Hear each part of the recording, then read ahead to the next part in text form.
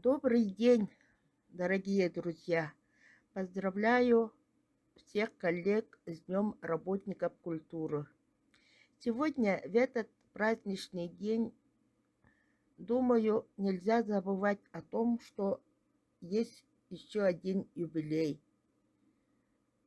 В этот день исполнилось ровно 140 лет со дня рождения великого патриота Якутии Алексея Алексеевича Семенова.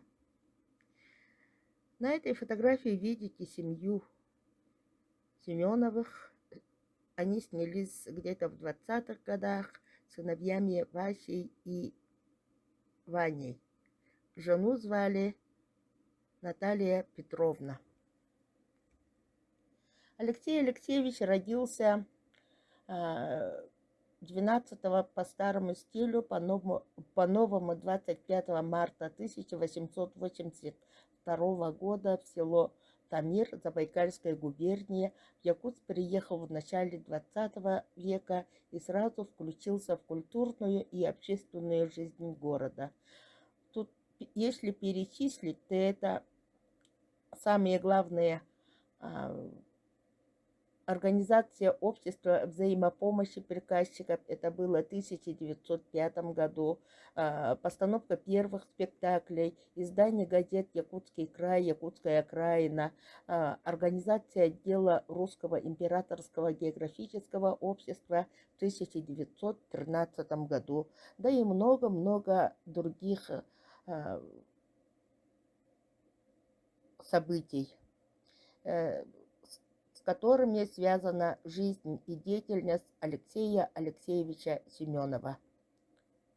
В 1912 году он съездил в Европу по России с женой и в Капри познакомился с Максимом Горьким. Они подружились и состояли в очень долголетней переписке. Об этом даже издана специальная книга. Горький был знаком со всеми новинками якутской литературы через Алексея Семенова. Он познакомил его с устным народным творчеством якутов, с отдельными произведениями основоположника якутской советской литературы Аюнского, известного драматурга Сафронова, организовал встречи с ним якутского поэта Петра Черных-Якутского. Алексей Алексеевич и Наталья Петровна Семеновы во всех отношениях были чрезвычайно интересными людьми. Их жизнь была весьма сложна, но зато интересна и ярко. Не случайно Горький, бывший в курсе всех начинаний Семенова, настоятельно и неоднократно советовал ему писать автобиографию. Тут сразу обращаем внимание на имена Платона Алексеевича Юнского, Анимбагиста Ивановича Сафронова, Петра Черных-Якутского и, конечно, Алексея Боярова. Не стоит забывать. Это значит и перевод «Красного шамана», и отзыв Максима Горького о якутской, зарождающейся якутской литературы.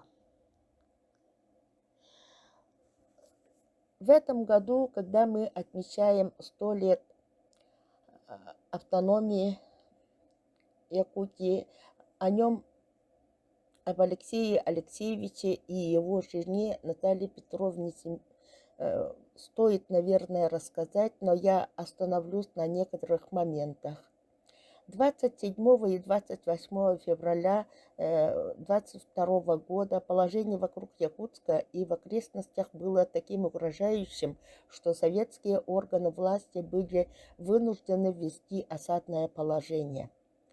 В это время в городе действительно было очень тяжелые времена, и топлива не хватало, продуктов не хватало, само собой разумеется. И есть вот многие вспоминают, что Алексей Алексеевич купил крепостную башню 17 века у города и отдал взамен свою дачу на Сергеляхе, чтобы растащили эту дачу на топливо. Очевидцы рассказывали, что Семенов каждое утро ходил смотреть свое недвижимое имущество. А по воспоминаниям академика Сергея Обручева, он приезжал в Якутию в 1926 году. Само собой, разумеется, он познакомился с таким уникальным человеком, как Алексей Алексеевич Семенов, и в своих воспоминаниях он писал, что Семенов каждую ночь дежурил вокруг крепости, и только один раз он как-то не смог выйти на свое дежурство, и за ночь растащили крепость, осталась только одна башня, которую мы помним, как она стояла во дворе Краеведческого музея. Сейчас, слава богу, в восстановленном виде эта башня превратилась в своего рода музей. Вот такой подвиг Алексей Алексеевич совершил в 22-м суровом году, то есть 100 лет назад. Он принял советскую власть. В 19-21 годах он выпустил в Якутии так называемые винные деньги. Об этом тоже вспоминают. Это вообще уникальное такое событие, что ли, было. Когда денег не хватало, он нашел этикетки винные, из них сделал деньги, и эти деньги, они были пущены в оборот. Постановлением заседания Организационной сессии СИК СССР от 21 января 23 года Семенов вошел в первый состав правительства СССР, стал народным комиссаром финансов. Был делегатом всеякутских съездов Советов Якутии.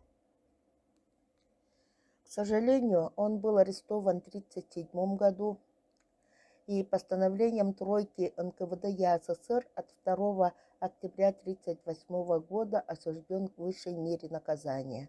3 октября, то есть на завтрашний день, он был расстрелян. Реабилитирован посмертно в 1967 году. Вот такое трагическая кончина была у такого уникального человека.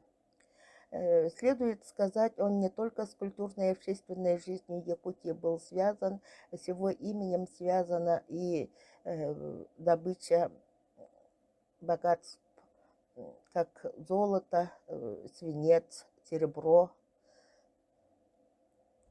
И прочитаю всего два воспоминания об Алексее Алексеевиче.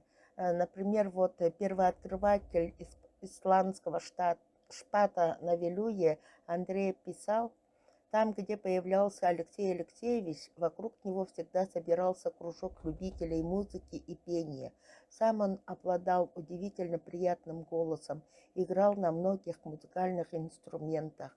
Весельчак, отличный рассказчик, певец, музыкант, танцор, сочетающий в себе все лучшие качества, недюжинный ум, высокую культуру, человек большого личного обаяния. Таким я запомнил на всю жизнь Алексея Алексеевича Семенова. А второй — это Николай Егорович Афанасьев. Вместе работал, когда они издавали первые дореволюционные газеты. Это еще он работал вместе с Семеном Андреевичем Новгородовым по подготовке и изданию первых букварей. Николай Егорович вспоминал: с высшим образованием, начитанный и упорно занимавшийся самообразованием, очень способный и разносторонний, он умел сплачивать вокруг себя актив, сам с успехом выступал на сцене. Но из всех воспоминаний мы обратили внимание только на те, которые касаются близость к культуре, к искусству Алексея Алексеевича. Не надо забывать и о том, что Горький отправил клуб приказчиков книги, и опять-таки это из-за уважения к Алексею Алексеевичу. Таким образом, вот этот человек, он не только вот сделал очень много для Якутии, для развития культуры, искусства, науки, геологии. Его имя мы не должны забывать, поскольку, опять-таки, вот как и первый наркомфин, и как человек, который работал в 18 года, который принял советскую власть в год празднования автономии нашей республики. Спасибо за внимание.